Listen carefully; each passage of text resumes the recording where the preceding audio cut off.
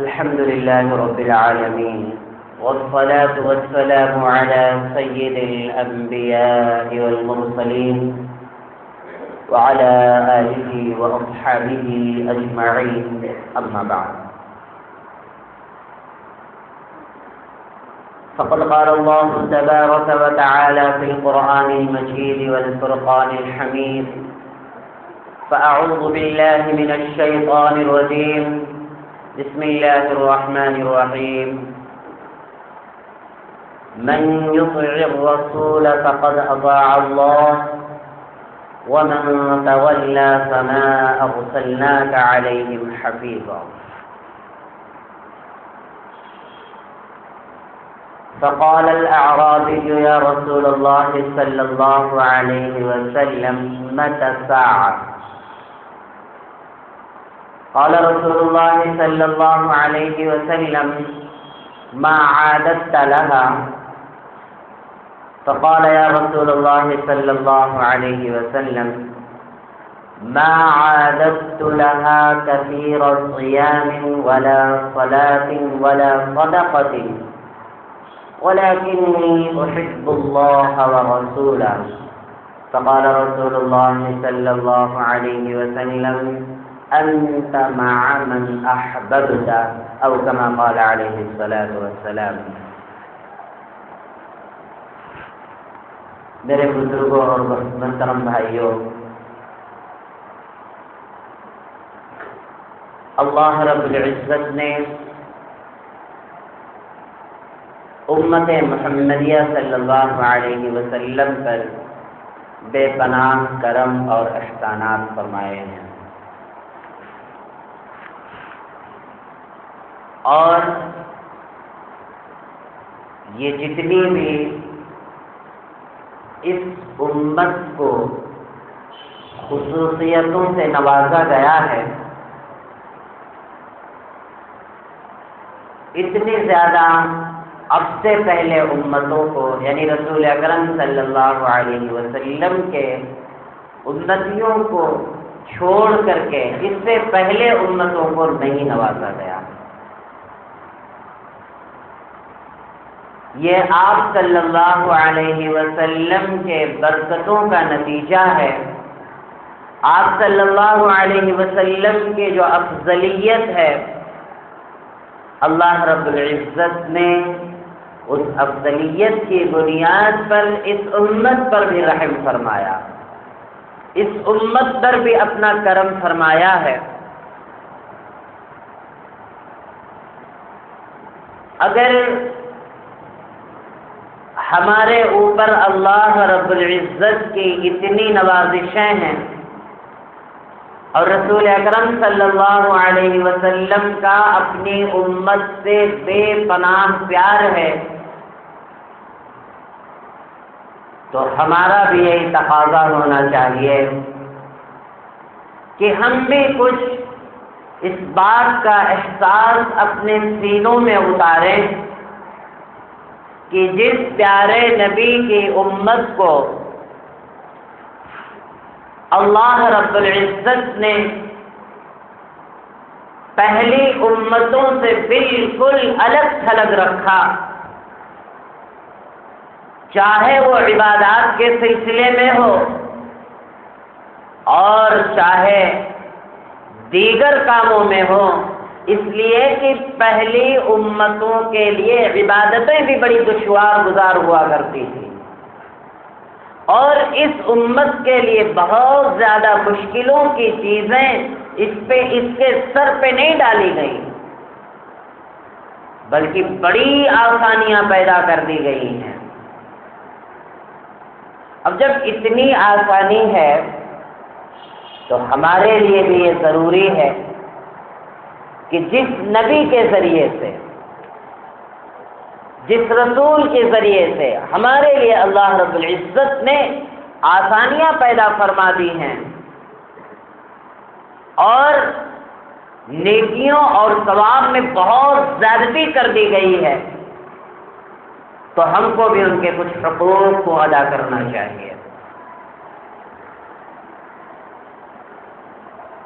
اللہ کے رسول علیہ السلام کے ساتھ جو سب سے پہلا حق ہے وہ یہ ہے کہ ہمارے دل میں حضور علیہ السلام کی سچی محبت ہونی چاہیے، اور اللہ تبارک و تعالی کے جو فرمائی ہوئی باتیں ہیں، جو احکامات ہیں، اس کو بھی ہم اپنے سینوں میں جگا دیں اور ان تمام چیزوں کو ہم مکمل طور سے کرنے کی کوشش کریں۔ حضور صلی اللہ علیہ وسلم سے محبت کیا ہے، اور اللہ کے رسول علیہ السلام سے اگر محبت کی جائے تو اس کا کیا نتیجہ ہے، انسان کو کیا حاصل ہوگا؟ قرآن مجید ارشاد فرماتا ہے کہ من یطع الرسول فقد اطاع اللہ، کہ جس نے رسول اللہ صلی اللہ علیہ وسلم کی اطاعت کی، اور اطاعت محبت ہی کی بنیاد پر ہوا کرتی ہے، تو جس نے رسول اکرم صلی اللہ علیہ وسلم کے ذات اقدس کی اطاعت کی، آپ کے فرمان کی اور آپ کی سنتوں کے ساتھ جس نے وفاداری کی اور مکمل عمل کرنے کی کوشش کی، تو اللہ تعالی نے فرمایا گویا اس نے فقد اطاع اللہ، گویا اس نے اللہ کی اطاعت کی۔ حضور صلی اللہ علیہ وسلم کے ساتھ اطاعت کا کیا راستہ ہے؟ راستہ یہی ہے میرے دوستو کہ ہم حضور صلی اللہ علیہ وسلم کے لائے ہوئے طریقے کو اور جن راستوں پر حضور صلی اللہ علیہ وسلم نے اپنے زندگی میں چل کر کے دکھایا اور اس کو کر کے دکھایا، ہم بھی کوشش یہ کریں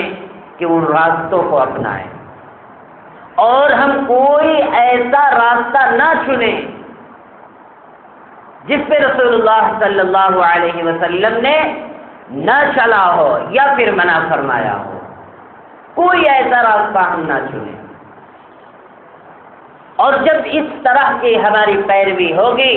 تو ہمارا عشق بھی حضور صلی اللہ علیہ وسلم کے ساتھ بڑھے گا اور اطاعت رسول بھی اس میں پائی جائے گی، اور جب یہ دو چیزیں جمع ہو جائیں گے تو فقد اطاع اللہ، تو اللہ کا جو ارشاد ہے کہ جس نے اپنے رسول کی اطاعت کی، فرما برداری کی، تو گویا کہ اس نے اللہ کی اطاعت و فرما برداری کی۔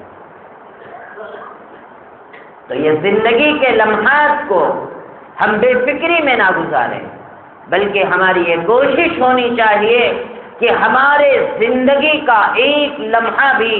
ایسا نہ گزرے کہ جس میں دعویٰ تو ہو عشق رسول اور محبت رسول کا، لیکن اس میں ذرہ برابر کوئی اطاعت نہ پائی جائے۔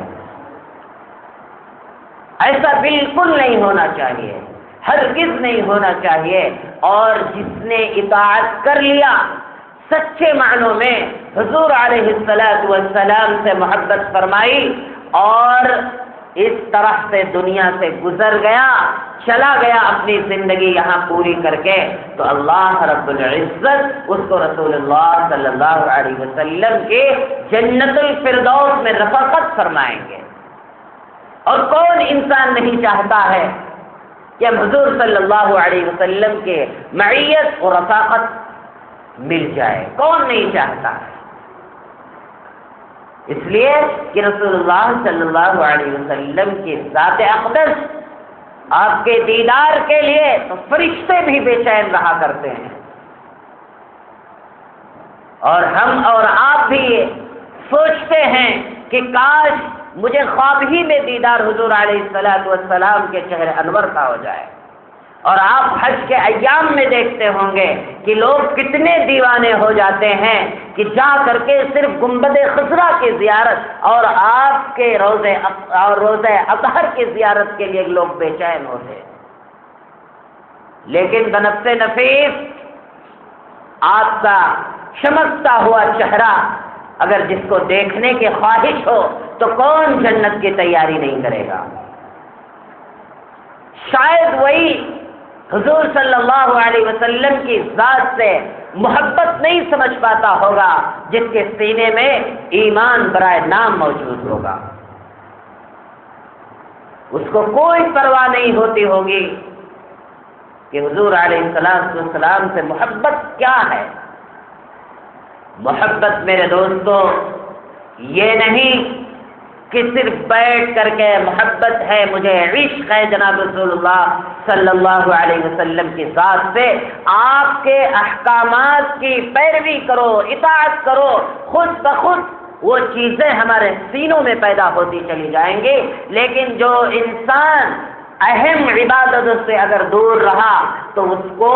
ایسے محبت عشق کرنے سے کچھ حاصل ہونے والا نہیں، اور نہ اللہ رب العزت کے یہاں اس بات کی کوئی فکر بھی ہوگی کہ اس نے پوری زندگی یہ بیٹھ کر کے کہتا رہا کہ مجھے رسول اللہ صلی اللہ علیہ وسلم کی ذات سے بڑی محبت تھی، پوری زندگی اس نے گزار دی. اور جب اطاعت کی بات آتی کہ اللہ کے رسول علیہ السلام تو جب راستے میں چلا کرتے تھے تو اپنی نظروں کو جھکا کر کے چلتے تھے. جب تم اپنی نظروں کو بد نظری کے دہانے پر لے جاتے تھے تو وہاں پر اطاعت کرنا چاہیے کہ میرے رسول کا یہ فرمان ہے کہ انسان بد نظری سے محفوظ رہے. جب اس بات کو سوچ کر کے انسان ایک گناہ سے بچ جاتا ہے تو وہ اطاعت رسول میں لکھ دی جاتی ہے کہ واقعی میں یہ سچا عاشق رسول ہے. کیوں؟ چاہتا تو یہ بد نظری کر سکتا تھا، اس گناہ کے جرم میں ڈوب سکتا تھا، لیکن اس نے اطاعت رسول اختیار کی اور اس نے بد نظری سے، اس جرائم سے اپنے آپ کو محفوظ رکھا. کوئی بھی لمحہ ہو، ہم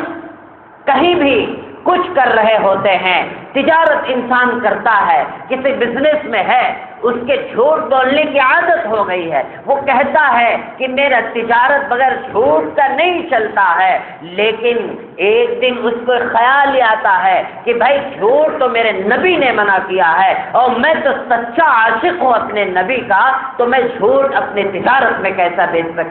بول سکتا ہوں. اگر اس نے یہ فکر کر لی، اس دن سے اس نے جھوٹ بولنا بند کر دیا، وہ اطاعت رسول میں اس کے نام کو درج کر دیا جائے گا کہ واقعی میں اس کو ہے اپنے نبی سے محبت. رمضان المبارک کا روزہ آتا ہے، ہمارے وہ نوجوان جو ہٹے کٹے ہیں اور ان کی بہادری اور ان کی مردانگی کا جب پتہ چلتا ہے جب آپس میں لڑائے تھے، لیکن جب اللہ کا حکم ہوتا ہے کہ روزہ رکھو تو ایسے بزدل بن جاتے ہیں کہ لگتا ہے اگر ایک وقت کا کھانا نہیں ملے گا تو انسان مر جائے گا. یہ اللہ کے حکموں کے خلاف ورزی بھی ہے اور یہ اطاعت رسول نہیں ہے، یہ عشق رسول نہیں ہے. ہاں یہ ہے کہ اللہ تعالیٰ نے جب فرما دیا اے ایمان والو تم پر روزے فرض کر دیے گئے تو اطاعت اللہ کی جب ہونی چاہیے کہ اللہ کے رسول علیہ السلام نے اپنی ساری زندگی رمضان المبارک کے ایک روزے کو بھی جان بوجھ کر کے نہیں چھوڑا، تو اس کو بھی ڈر ہونی چاہیے کہ میں چاہے سگریٹ پینے والا ہوں، چاہے بیڑیاں پینے والا ہوں یا چائے کا میں عادی ہوں، میرے زبان کے اندر کیسے یہ چیزیں چھو سکتی ہیں کہ جن کو رسول اکرم صلی اللہ علیہ وسلم نے اپنی ساری زندگی میں اس کام کو رمضان المبارک میں عمل نہ دیا ہو. تو میرے دوستو یہ کیسے ہماری اطاعت میں شمار ہو جائے گی یہ بات کہ ہم عشق رسول کا دعویٰ بھی کرنے والے ہیں اور وہ چیزیں جس کو اللہ رب العزت نے فرض فرما دیا ہے اور جس کو رسول اکرم صلی اللہ علیہ وسلم نے اپنی ساری زندگی اس پر عمل کر کے دکھا دیا ہے، اور آج ہم ان سے بے فکر ہو جا رہے ہیں. نہیں ہو سکتا. میرے دوستو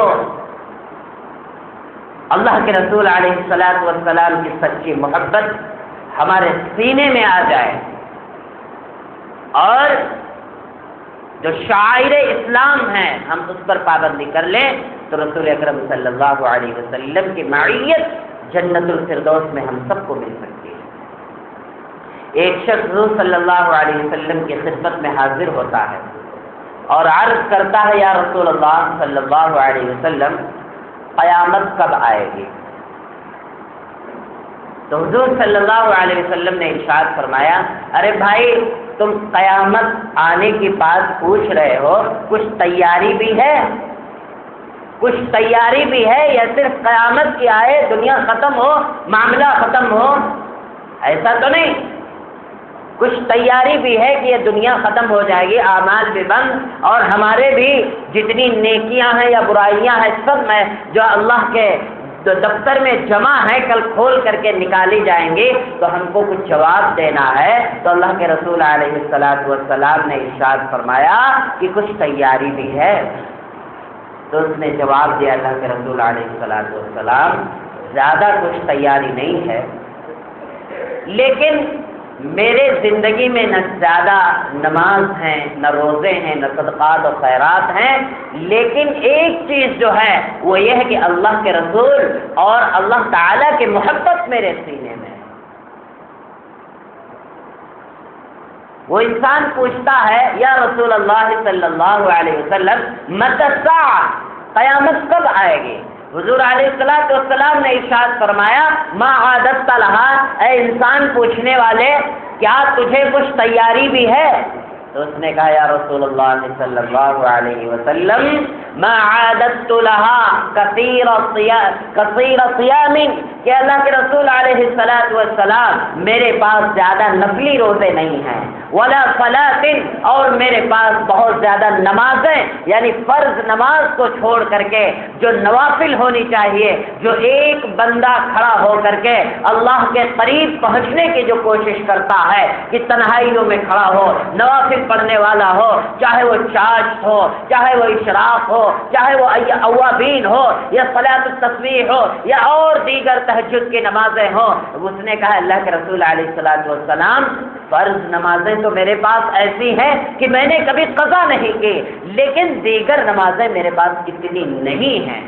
اور نہ اس طرح میرے پاس رمضان المبارک کے فرض روزوں کے علاوہ اور بھی میرے پاس زیادہ روزے نہیں ہیں، اور نہ میرے پاس جو ہے زکوٰۃ کو چھوڑ کر کے صدقہ اور خیرات بھی زیادہ نہیں ہے، اس لیے کہ میرے پاس اتنی دولت نہیں، لیکن ایک چیز ہے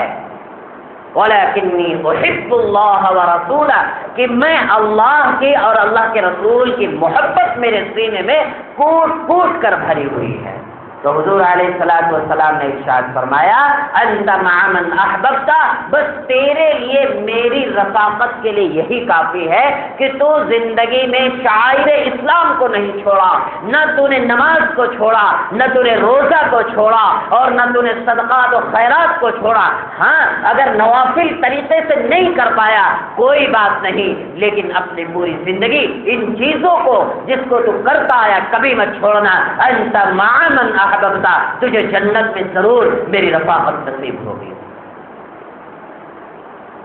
اب آپ اندازہ لگائیے، ہم حضور صلی اللہ علیہ وسلم کی جنت میں پڑوس ہونے کا تو چھوڑو، کیا ہم حوض کوثر پر اپنا چہرہ دکھانے والے بن سکتے ہیں؟ کیا ہماری اس طرح کی اطاعت ہے؟ کیا اس طرح سے محبت ہے حضور صلی اللہ علیہ وسلم کی ذات اقدس سے کہ ہم جو ہے آپ کو حوض کوثر پر اپنا چہرہ دکھا سکیں؟ اگر انسان اپنے اعمال کو دیکھے تو اس کو معلوم ہوگا کہ واقعی میں جنت کی تو رفاقت پڑوس تو بہت دور کے بعد اگر میدان محشر میں ہم آمنے سامنے ہو گئے، اللہ کے رسول علیہ السلام نے پہچان لیا یہ تو میرا امتی ہے جس کے لیے میں دن رات محنت کیا، اس کی مغفرت کے لیے میں دعائیں کرتا رہا، اس کی کامیابی کے لیے میں دعائیں کرتا رہا، اس کو جنت میں اپنے رفاقت کے لیے میں دعائیں کرتا رہا، لیکن اس بندے نے کوئی اپنی فکر نہیں کی، بلکہ دنیا میں اپنی ساری زندگی لغو چیز میں بیکار میں گناہ کے کاموں میں گزار کر کے آئے۔ ارے تو بھائی کیسا امتی میرا ہے، میں تیرے لیے کیسے اللہ کی بارگاہ میں سفارش کر سکوں؟ کیا حشر ہوگا؟ ہم سوچ بھی نہیں سکتے میرے دوستوں. اس وجہ سے یہ کہتا ہوں جو عشق رسول اور محبت رسول کا دعویٰ کرنے والے ہیں وہ اپنے گریبان میں جھانکے اور اس بات کو سوچے کہ کتنی اطاعت ہے اللہ کے رسول علیہ الصلوۃ والسلام کی ذات اقدس سے. ہم سے تو ایک یہ بھی نہیں ہو پاتا کہ ہم بوڑھے ہو کر کے قبر کے مٹی میں جا رہے ہیں، لیکن اللہ کے رسول علیہ الصلوۃ والسلام کے تمام اعمال کو چھوڑ کر کے چہرہ بنا کر کے بھی ہم قبر کے اندر نہیں جا رہے ہیں. کہ جو نور تھا حضور علیہ الصلوۃ والسلام کے چہرے انور پر، جو داڑھی کے بالوں کی وجہ سے جو آپ کے چہرے پر 14ویں رات کا چاند بھی دیکھ کر کے شرماتا تھا، وہ بھی آج اس داڑھی کو سجا کر کے ہم قبر میں نہیں جا رہے ہیں، تو ہم کیسے سامنا کر لیں گے کہ حضور علیہ الصلوۃ والسلام کی ذات اقدس سے ہم اپنی نظروں کو ملا سکیں؟ شرم کی بات ہے. اور جتنے بھی محبت رسول اور عاشق رسول کا دعویٰ کرنے والے ہیں، ان کو کبھی جب ایسا موقع آئے جہاں اس چیز کا اظہار ہو تو جھانک کر کے دیکھو ان کے زندگیوں میں جمعہ کی نمازیں بھی بہت ملتی ہیں. مذاق اڑا رہا ہے انسان اپنے رسول اکرم صلی اللہ علیہ وسلم کے ذات اقدس اور اس کے لائے ہوئے دین کی. حضور صلی اللہ علیہ وسلم اپنے اصحاب کو کبھی اس طرح نہیں تیار کیا. جو آپ کی ذات اقدس کو اپنایا تو اس نے مکمل اپنایا، آدھا تیتر اور آدھا بٹیر بن کر کے اس دنیا سے نہیں گیا. وہ مکمل ترین انسان بن کے گیا. اور جنہوں نے مخالفت کی انہوں نے مشرکانہ زندگی اور کفر والی زندگی اپنا کر کے وہ بھی اس دنیا سے چلے گئے. لیکن میرے دوستو، ہماری محبت کا تقاضا یہی ہے کہ ہم اطاعت رسول کو ہم بالکل اپنے زندگی کے ایک ایک لمحے میں اتار کر کے اس کے مطابق عمل کی کوشش کریں. اگر یہ کر کے چلے گئے میرے دوستو تو کامیابی کے درجے تک پہنچ سکتے ہیں. اور حضور صلی اللہ علیہ وسلم کا فرمان ہے، من احب سنتی فقد احبنی ومن احبنی کان معی فی الجنہ، کہ جس نے میری سنتوں کی پابندی کی، جس نے میری اطاعت کی پابندی کی، تو سمجھ لو کہ وہ جنت میں میرے ساتھ اس کی رفاقت ضرور بھی ضرور حاصل ہوگی. اس لیے میرے دوستو، دین کو سمجھیں، حضور کے فرمان کو سمجھیں اور یہ سوچیں کہ ہمارا دین یہ کوئی کھلونا نہیں، کھیل اور تماشے دیکھنے اور دکھانے یا اس طرح پیٹ بھرنے اور بھرانے کا مذہب نہیں، بلکہ مذہب یہ ہے کہ جس چیز کو یہ شریعت ہماری بتاتی ہے، جس چیز کو رسول اکرم صلی اللہ علیہ وسلم نے اپنے زندگی میں کر کے دکھایا ہے، اس چیز کو ہم کر کے اس دنیا سے جائیں. تبھی ہماری سچے معنی میں یہ اطاعت رسول میں بھی شمار ہوگا اور محبت رسول میں بھی ہم داخل ہوں گے. لیکن صرف شور شرابہ اور منمانی زندگی گزار کر کے دنیا سے جا رہے ہیں تو کچھ حاصل ہونے والا نہیں، آخر میں رسوائی کا سامنا کرنا پڑے گا. اس وجہ سے زندگی ہے اس کو غنیمت سمجھو اور اس کی قدر و قیمت کرو. اور جب قدر و قیمت جس چیز کی ہمارے اندر آ جائے گی تو میرے دوستوں وہ چیز کامیاب ہوا کرتی ہے. اور اللہ رب العزت اس دنیا کے اندر بھی اس کو شانہ بشانہ جو قدم در قدم ملا کر کے انسان چلتا ہے اور مرنے کے بعد کی جو زندگی لامحدود زندگی ہے، لامتناہی زندگی ہے، اس میں بھی اس کے کامیابی کے جھنڈے گاڑے جائیں گے، پرچم لہرائے جائیں گے. اگر یہ چیز نہیں ہوا تو سمجھ لو اس کو اپنے افسوس کا یہیں سے رونا شروع کر دینا چاہیے کہ اللہ نے زندگی دی، میں نے جان بوجھ کر اپنی زندگی کو بیکار کاموں میں گزار دی. اس لیے میرے دوستو، آج یہ ہماری زندگی ہم سے یہ تقاضا کرتی ہے کہ اے انسان، تو اپنے گریبان میں جھانک اور دیکھ کہ تو کیا اس دنیا کے اندر کر رہا ہے، تو کون سے اعمال کر کے اس دنیا سے جانے کی تیاری کر رہا ہے. اگر یہ چیز نہیں سوچا تو بڑے خسارے کا سودا ہوگا اس کا، اور کل میدان محشر میں بڑی رسوائی کا سامنا کرنا پڑے گا. اللہ رب العزت سے دعا ہے کہ اللہ تعالی ہم سب کو اس دنیا میں رہ کر کے اپنی فکر اور اپنے بھائیوں کی فکر کرنے کی توفیق عطا فرمائے، اور ہم سب کو دین پر قائم دائم رہ کر کے اس دنیا سے زندگی اس دنیا کے گزرنے تک آخری سانس تک ہم سب کو اللہ تبارک و تعالی استقامت عطا فرمائے. آمین.